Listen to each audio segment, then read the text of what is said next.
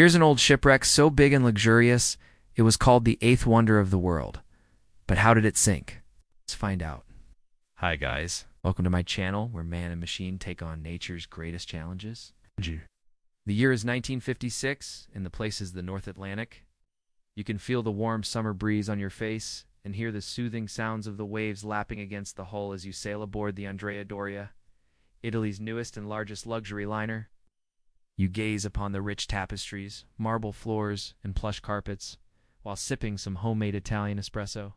And then you head up to the pool deck for a refreshing swim in the saltwater pool under the sun. You have paid top dollar for this trip, and the service is exceptional. Officers in crisp white uniforms offer you drinks. Waiters serve you delicious meals prepared by expert chefs, and porters are there to carry your luggage. You cannot ask for a better holiday. But outside, the weather is taking a turn. Thick fog has blanketed the sea. Visibility is down to just a couple of 100 feet, and you cannot see the next ship till it is right on top of you. And soon you will wish you could not see what comes next. In 1956, the SS Andrea Doria was one of the biggest ocean liners in the world.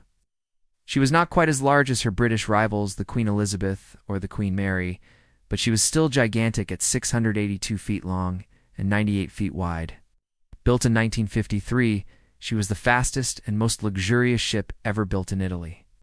Named after the famous Italian Renaissance painter, Andrea Doria was the pride of Italy, the symbol of economic prosperity and the epitome of elegance and taste.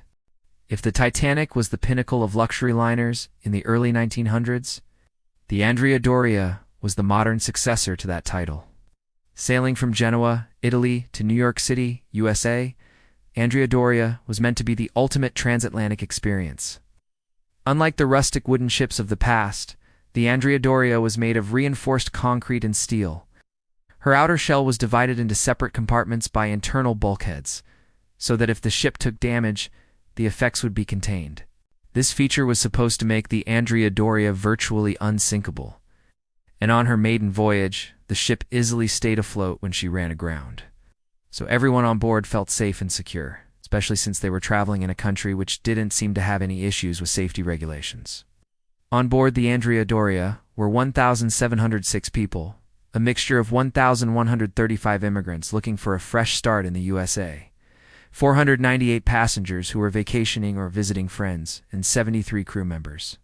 There were families with young kids, couples celebrating their honeymoon, singles seeking adventure, and even celebrities like Broadway actress Shelley Winters.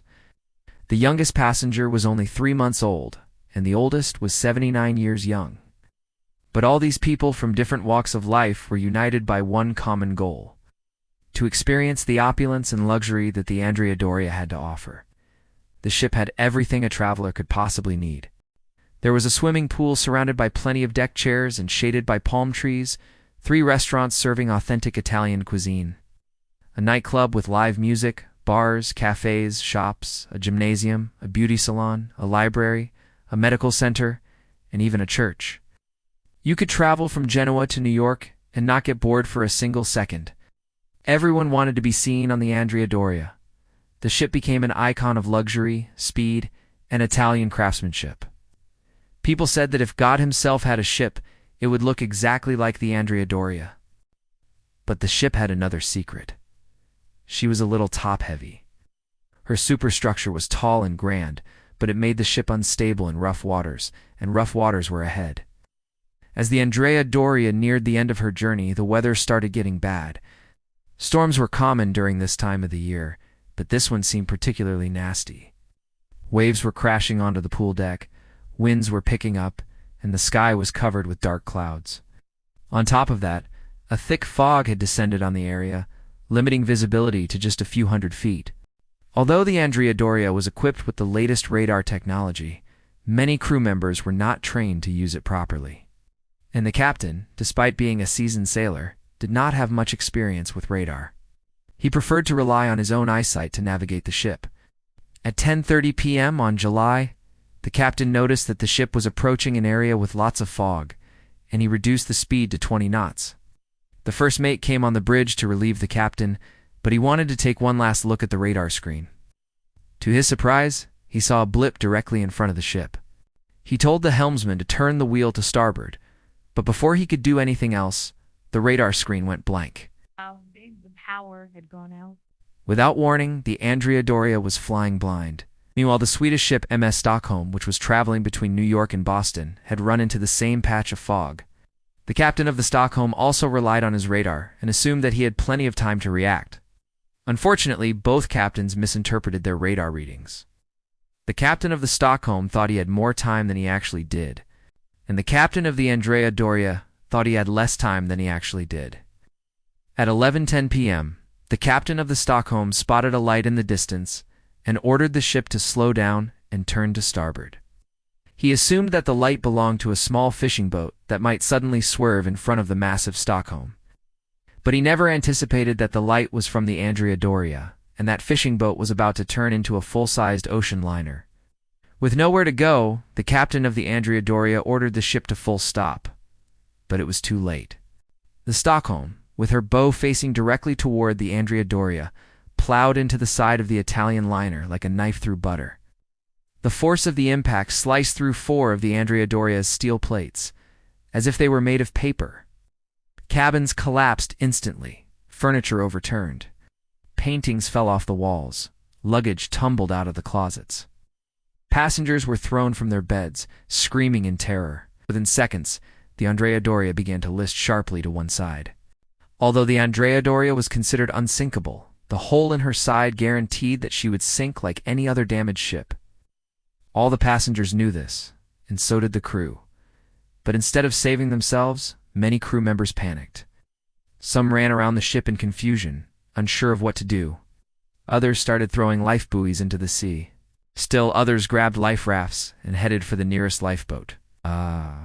Chaos reigned supreme until an officer took charge of the situation and ordered the crew to abandon ship. Meanwhile, the Stockholm had sailed away from the scene without offering any assistance. Although the captain of the Stockholm realized that he had hit a ship, he assumed that it was the captain of the Andrea Doria who had misjudged the situation and tried to overtake him in foggy weather. It was only the next morning that he realized that he had made a terrible mistake. A total of 46 people died in the sinking of the Andrea Doria, 33 passengers and 13 crew members. Many others were injured and hundreds more suffered from shock and trauma. Parents lost their children in the chaos and wives lost their husbands. One woman gave birth to a baby boy on the lifeboat, but the child passed away shortly after. Families were torn apart, and many people never saw their loved ones again. Although the Andrea Doria was doomed, the passengers and crew fought back against death itself. After the collision, several nearby ships heard the flares and rockets fired by the Andrea Doria's crew. They rushed to the site, but they could not arrive in time. However, the French liner SS Ile de France managed to reach the stricken vessel within an hour of the accident. Seeing the massive Andrea Doria filled with terrified people, the captain of the Ile de France immediately put his ship into rescue mode. His crew used lifeboats to pluck people out of the water. Although the Ile de France could not take passengers on board, she acted as a base for smaller vessels that transported survivors to land. For 11 hours, ships, boats, and helicopters combed through the area looking for survivors. By dawn, over 1,600 people had been saved, which was more than 90% of the people on the Andrea Doria. It was a race against time to save as many people as possible, and in the end, it was one of the greatest rescue operations in maritime history. Later investigations revealed that the crash was caused by a series of unfortunate events. Both captains misread their radar signals and failed to realize that they were dangerously close to each other. Poor communication between the crews of the two ships ensured that the accident could not be avoided. And finally, the lack of experience with the relatively new radar technology contributed to the disaster. It was a perfect storm of errors that resulted in a tragedy. Today, the Andrea Doria lies in pieces at the bottom of the Atlantic Ocean, 240 feet below the surface. Divers call the wreck the Mount Everest of shipwrecks because of its immense size and dangerous depths. No one has explored the entire wreck, and it is rumored to be haunted by the ghosts of the people who died there. And that's all for our story today. Please subscribe if you want to see more videos like this. We'll catch you guys next time.